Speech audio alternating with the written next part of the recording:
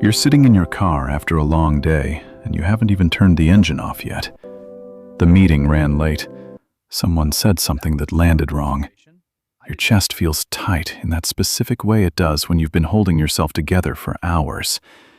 And out of nowhere, all you want is to be close to someone. Not to talk, not to vent, just close. Pressed against another human being in a way that makes the noise stop. You didn't plan that feeling. It arrived uninvited, almost embarrassingly so.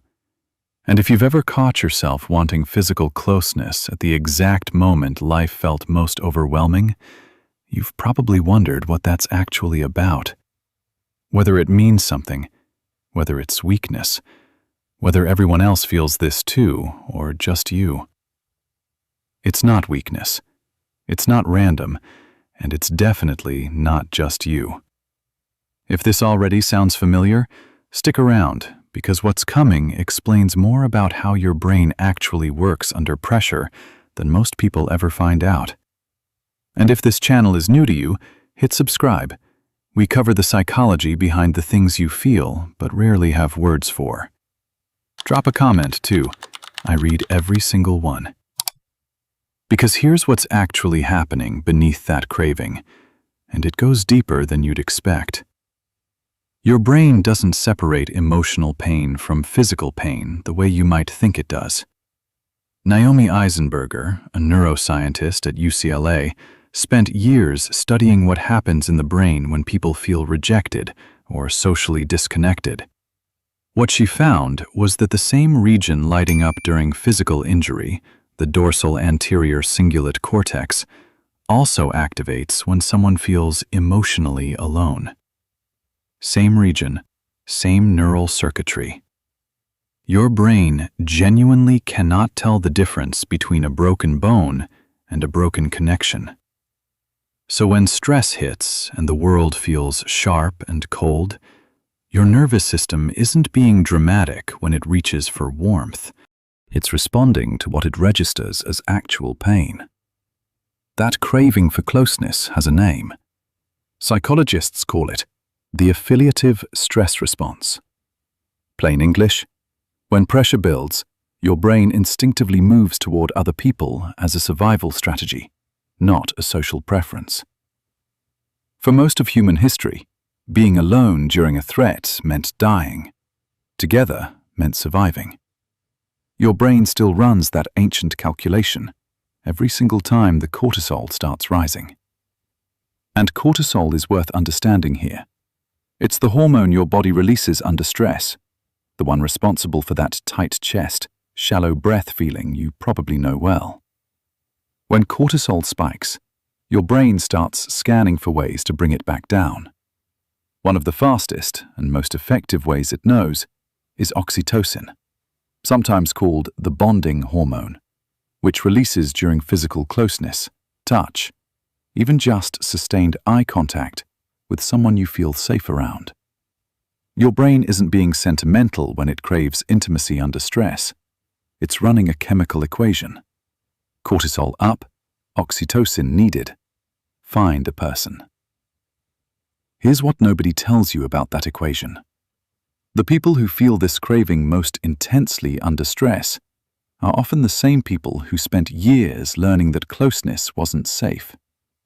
If you grew up in a home where comfort was unpredictable, where asking for connection sometimes worked and sometimes got you shut down or ignored, your nervous system learned to want closeness and fear it at the same time.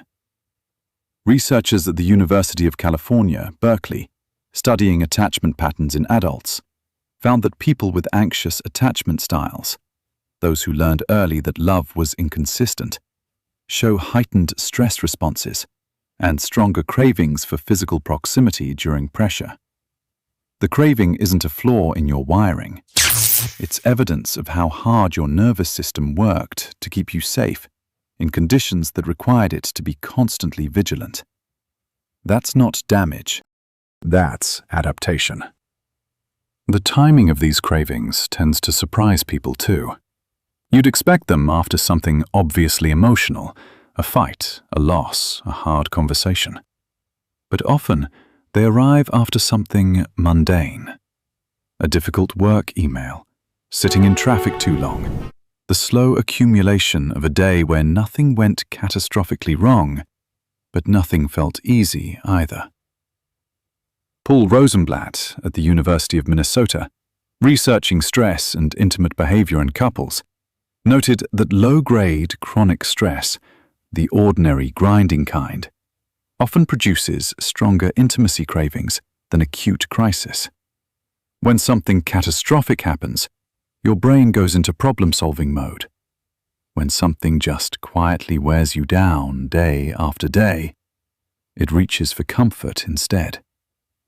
So the craving that hits on a boring Tuesday after a mediocre day isn't trivial. It's actually your nervous system being honest about how much that slow, quiet wait has been costing you. There's a version of this that gets misread constantly. Sometimes the craving for intimacy under stress doesn't arrive as warmth.